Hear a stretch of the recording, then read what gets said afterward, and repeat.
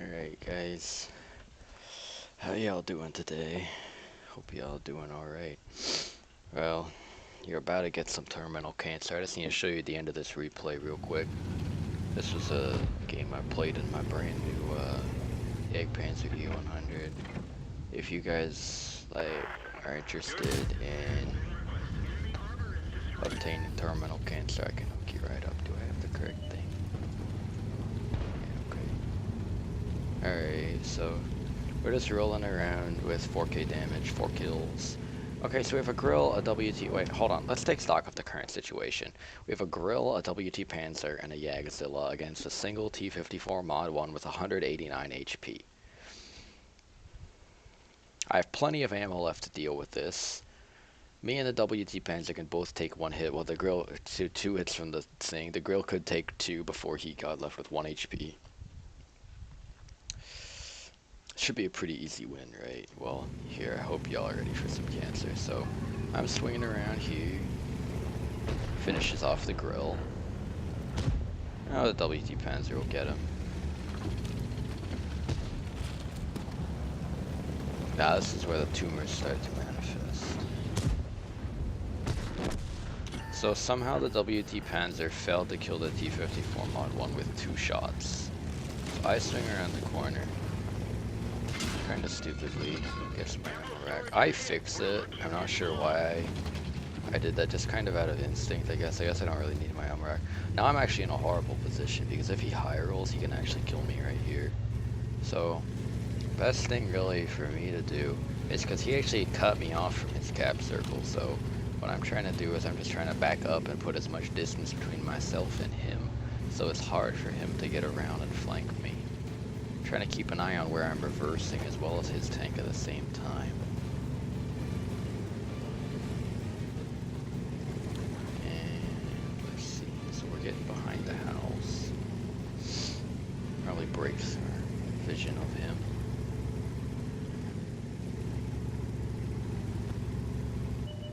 Alright, there he is, spotted. He's right in the open, amen, easy win. Oh wait, I bounce off of him because 299 pen is not enough to break through the T-54 Mod 1's armor. So I'm dead here. Now I'm like, oh my god, you've got to be kidding me. So he comes around. I'm not loaded yet. And he bounces off my side. And just sits there. And lets me kill him. And that's the game.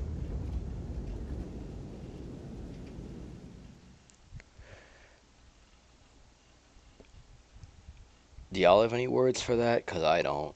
Like, what did I just witness? Jesus Christ.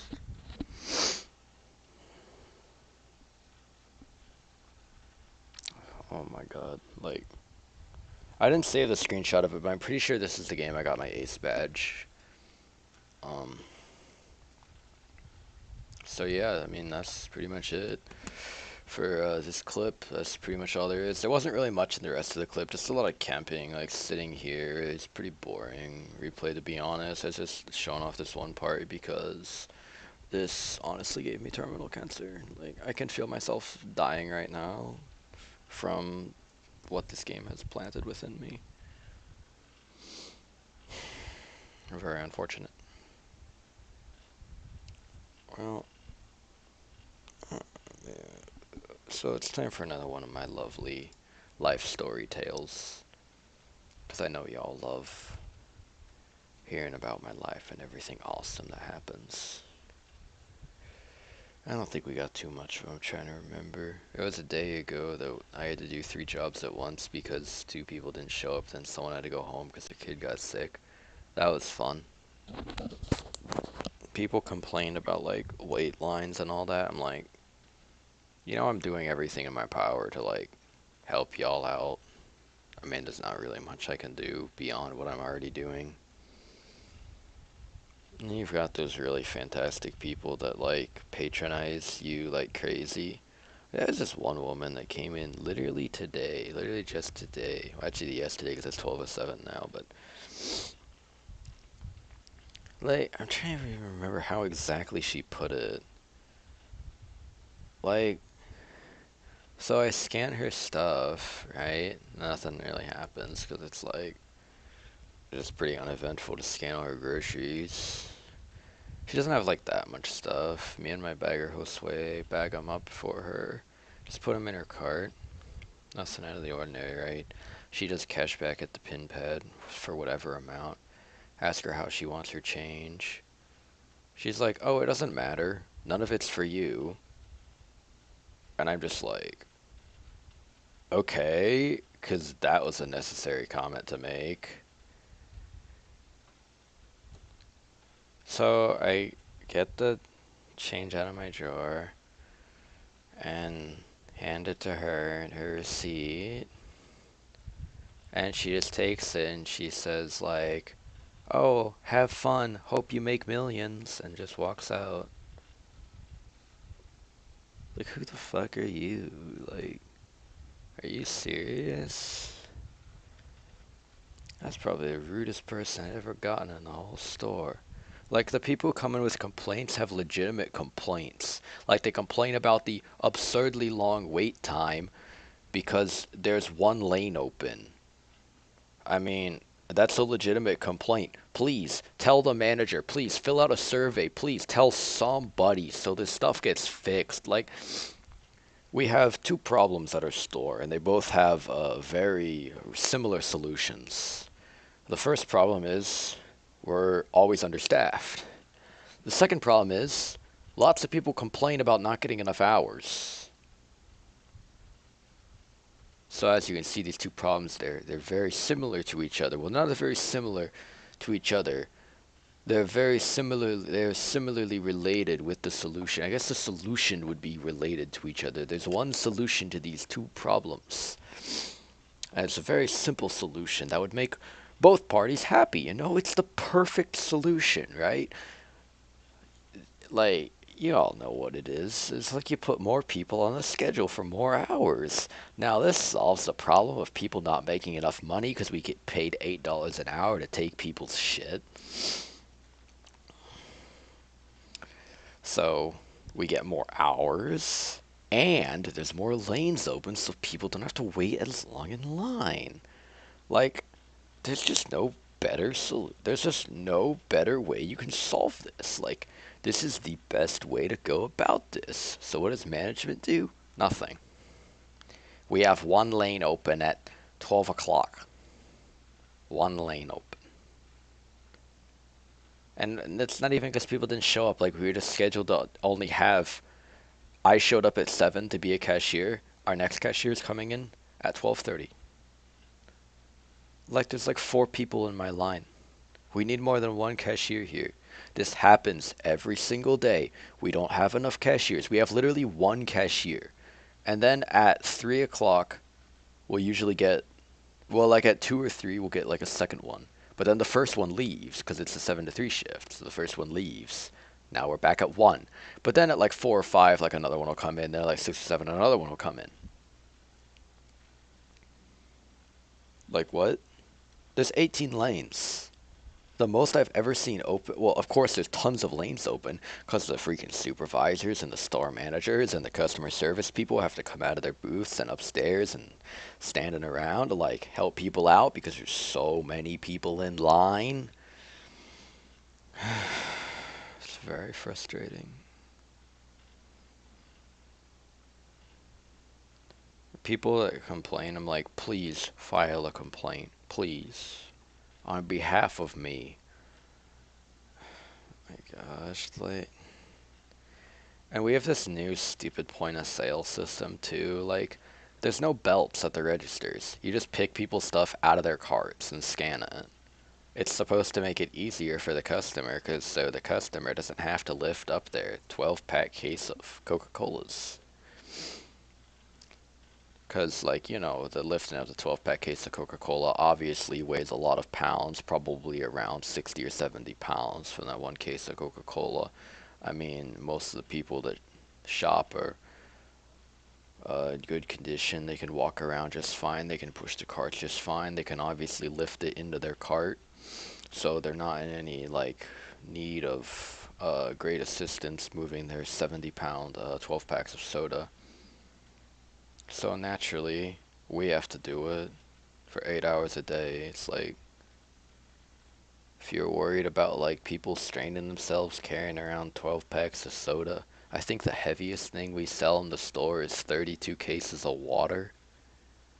That's a fair load, to be fair, but that's the heaviest thing we sell in the store. What do you think my back's gonna be doing after 8 hours? It's really stupid. I hate it. I mean, but there's the case to be made that people actually do need assistance. Like, oh, they're old people, or they're like in the little like. Everyone calls them fat scooters because the only people who ever use them are fat, but they're intended for people who can't walk because they're wheelchair bound or they're old and they have a hard time walking for a long period of time, especially pushing a cart around. That's what they're intended for. But old people don't use them. Old people use hand baskets. Crippled people don't use them. Crippled people go shopping with their family. Fat people are the only people who ever use them, so everyone just calls them fat scooters. I don't know if they actually have a name, but everyone just calls them fat scooters. And I don't like want to call them that in that case because like their intended use is for people who like have actual problems like getting their groceries and stuff. Not my problem is I spent all my food stamps on Doritos and now I'm overweight. Like,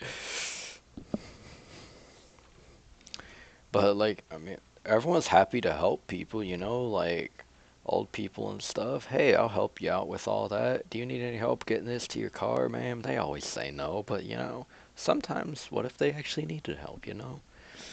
Always gotta ask. Always good to ask. But there's a difference between unloading one person's stuff, especially like if it's an old person, because old people don't buy like $200-300 worth of crap.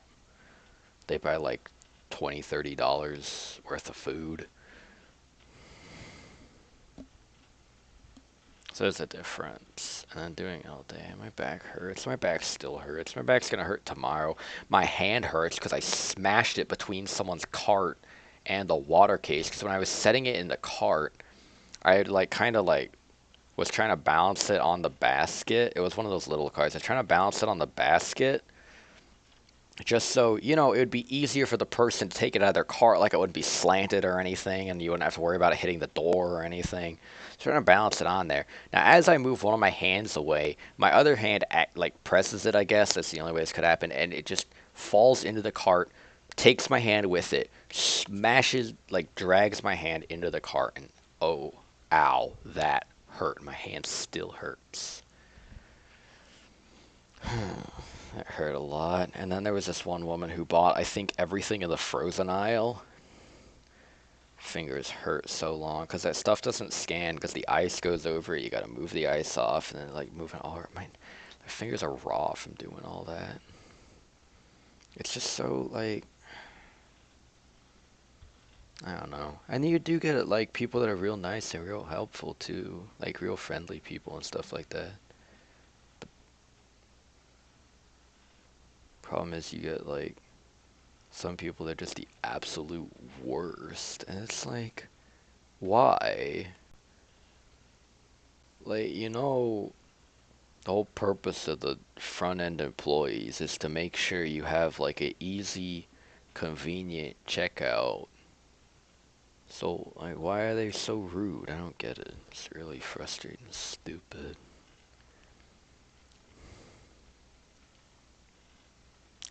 I am so tired right now too, so I don't usually have as much energy in these videos. I was gonna talk about something too, but I can't remember what it was. It was probably that thing in Charlotte or whatever. That whole like where they ran over like the protesters or whatever. I mean, it's like the fit they threw about that versus the fits they throw about these terrorists running over people. And these are just like regular people that are just on the street walking, doing their shopping in Europe, that these terrorists just take semis and plow over. But that's not what people lose their minds over. What people lose their minds over is rioters who intentionally block a roadway and then get run over by a car. Like, when you go to a riot, you have to be prepared for anything. You're carrying your sign, you're throwing rocks and bricks at the police. You just, like, what if a peaceful rally breaks out? You just got to be prepared for the worst case. It's like, I don't know. I don't even know what they're complaining about. It's like, I guess they got tired of blogging on their $2,000 MacBooks, going to college for free on all their government loans about how uh, deplorable their lives are, what awful conditions they must live in. Like what a dismal and oppressive society where the government just gives you money to go to college and get higher education and pursue a well-paying career for like almost free. I wonder what kind of like horrible oppression society you must live in to be able to throw rocks and shit at the police, overturn cars, break windows, set things on fire, and the police just stand there and don't do nothing. I mean, that's just the hallmark of an oppressive society is police brutality. It's real bad from what I've heard. And it's like the counter protesters show up and they're unhappy too. It's like people calling each other names. It's only a matter of time before someone's feelings get hurt, someone gets sad, and then that's when the violence starts. It's just all this big mess. And it's like, I don't know. Me personally, I don't really have a whole lot of sympathy for people whose intention is to go out and stand in the streets and cause a riot and raise hell and cause trouble, block roadways, and just generally make a mess of everything, and then they get run over by a car. Like, kind of seems like you got what's coming to you, at least from my perspective. Because that's what it looks like. I didn't read too much into this stuff. I just looked at it. I'm like, oh, they're at it again. It's been going on all over the country. It was in like that one. It's not Flint. It's a name similar to Flint. I can't remember what it was, but that was where all like the riots started. I don't even remember what that one was about. And then there's just been popping up all over the place. There was like Baltimore, Boston. It's just a mess.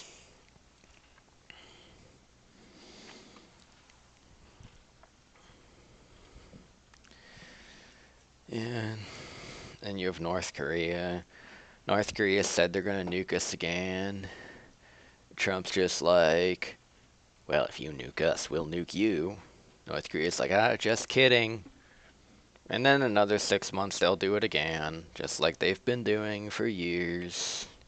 It's like, I feel like they just read all our newspapers like, North Korea hasn't been printed in a few weeks. Let's shoot another freaking hot air balloon and set it on fire. I'm pretty sure that's what their ballistic missile program is.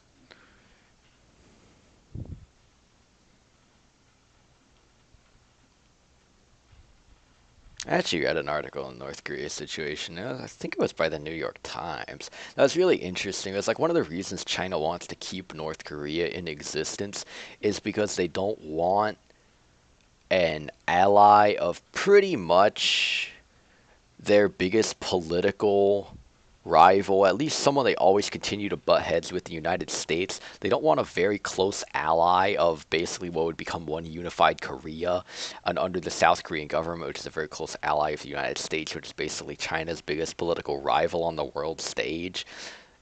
China doesn't really want that directly on their border. They basically use North Korea as a buffer state. That was what the article was saying. I'm like, that's actually really interesting. Because I think a lot of people view the situation as like, oh, North Korea is evil and China supports them. Well, because China's evil too, of course, because it's China. It's communist. That's pretty awful. I mean, it's like, I don't know, China does some bad stuff. China does some bad stuff. China does some shady shit. Like with copyrights and all that, stealing shit. That's whatever. It's like, I guess no one cares that badly because the United States doesn't really do anything to stop it, so I guess it's not really that big of a deal. People throw a big stink about it every time they do it, but it's like, we do nothing to stop it, so I guess it doesn't really matter that much.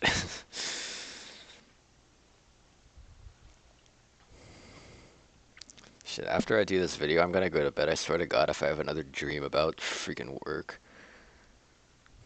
Like, I keep having dreams about work, man. Like, I swear it's getting bad. Like, it's just like random, like, the dream how did I know today was gonna be a bad day? 'Cause I woke up in the morning and I was late. Like, I had to be there at 7. I woke up at like 7:10. I'm like, fuck. So I just rush in to get ready and panic and get all my stuff. Right before I'm about to get in the car, I wake up and it's 5 o'clock. I was not supposed to wake up till 6.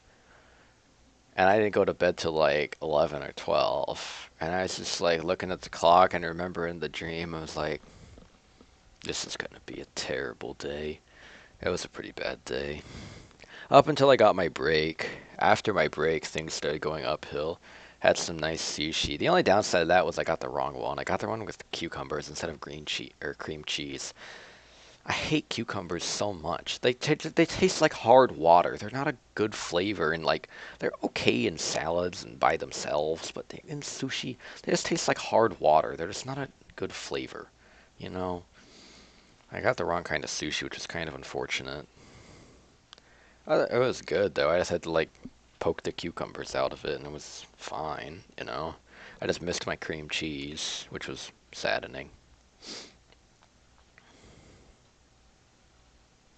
What else? Oh yeah, and then after my break, I got to go on the express lane, which is nice because it's the 15 item line, which is real nice. And the people that come through the express lane got very little stuff. They're real nice, friendly, talkative, chatty people.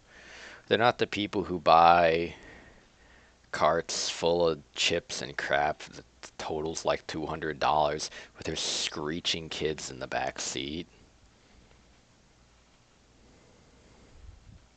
There's a lot to be said for bad parenting. Like, man, some of the things I see at my store, like, how do you allow your child to behave like that? Like, there are kids, like, kids that look like they're in, like, middle school that just talk back to their parents, like, nasty back to their parents. Not like the, oh, don't talk back to me kind of thing, like when, you know, when the parent gets upset and the kid's upset, the kid don't think he did nothing wrong, and the parent does. And it's just this whole, like, power of wills. It's not like that where the kid actually just the parents like leave me alone because the kid's just like the kid was literally just like messing with the scale. It was just at the self checkout. The kid was just messing with the scale, like pressing his thumb down on the scale as it's trying to weigh her stuff. And she's like, "Could you please stop?" He's like, "Don't tell me what to do." Like if you were my kid, I would have beat the shit out of you right there in front of everybody. That ought to teach you. Like, I mean, what kind of kid even behaves like that? I mean, are you serious? Like, damn. That's not even the worst of it. Like little like children and stuff, like throw things at their parents and stuff. Like you do realize like everyone in like the 4-person line behind you is watching your kid behave like an absolute demon. Like Jesus, parent your kids. Like your parents, parenting's a job. You know, you gotta do it. And you always hear stuff like, "Well, I'm a good parent." Like I drive my kids to school. I'm a great parent. Like, well, I sure hope you drive your kids to school. I mean, they gotta go to school somehow, unless you're gonna teach them. But you're probably too busy watching reality TV. Like, people expect, like, and you see it in all kinds of people too. People expect, like, rewards, like, for doing, like, the basic requirements of their job. Like, you see it all the time and stuff. Like, of course, so the store hands out surveys on receipts and stuff, and everyone always asks, like, oh, if I was nice, please fill out the survey. It's like, you did your job. Like, you didn't really do anything exceptional. Like, I never bothered with the surveys and stuff like that. Like, I don't really care for all that. Like, to me personally, the work is its own reward. Like, I can tell when I do a good job and when I actually help people out because you can see it in their faces. Like, they just smile and they're like, oh, you did all this for me. Like, thank you, because I don't have a bagger because he's doing carts. So I have to bag it all up myself. I'm not a bad bagger. It just takes a little while longer because I got to process her order, take her payment, then bag her stuff up. So it takes a little longer, but I'm a fast cashier, so it makes up for it. I can tell when I do a good job, and when people think I do a good job. And I think that's a much better reward than anything the store would ever give me. Because they ain't giving me no raise, they ain't giving me no more hours, you know? It's like, there's not much y'all can really do for me. Like, oh, great. I mean, it's nice to know that the customer actually, like, cared enough to send out the survey. That's the part I think that really does it for me. I'm like, I left such an impact on this person, they decided to go online and fill out a survey telling everyone how cool I was. I'm like, that's pretty lit.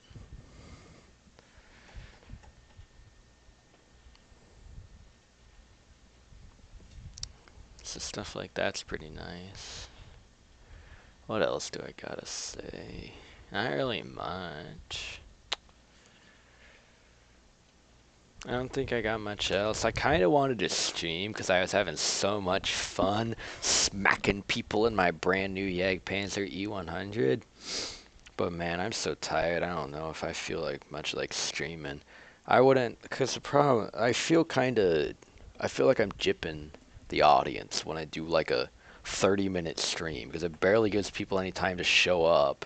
If I only play a few games, like, that's barely a stream. Like, I'd want to go for a good, like, 2 to 4, I think 2 to 5 hours. I think it's a good streaming range. I am not going to be awake for probably not even another hour at this rate. So I don't really want to stream. But that Jagdpanzer U100, man, that thing is fun.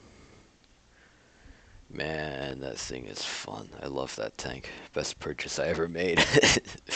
Amazing vehicle. Highly recommend it. It's a great fun tank. I'll tell you all about it. I'll probably do a video on it. I wanted to do a video I had of a good game of my Yag Tiger that I actually... It was a Sand River match, and it's basically how to... Actually, there is a Yagzilla replay that I could probably dig up and show y'all. It's basically how to, like, turn around a loss. The Yag Tiger replay was the same way. It's like, how to come back from a loss. Like, I mean, real basic stuff. It's regroup with your team, and from wherever you regroup, press your strongest point. Like, wherever your strongest offensive chances, press it.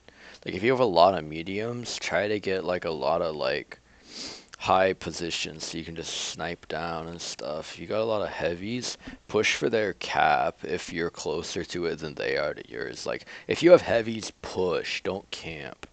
Push if you have heavies. Camp if you have mediums and TDs. If you have lights or artillery, just drive into a lake.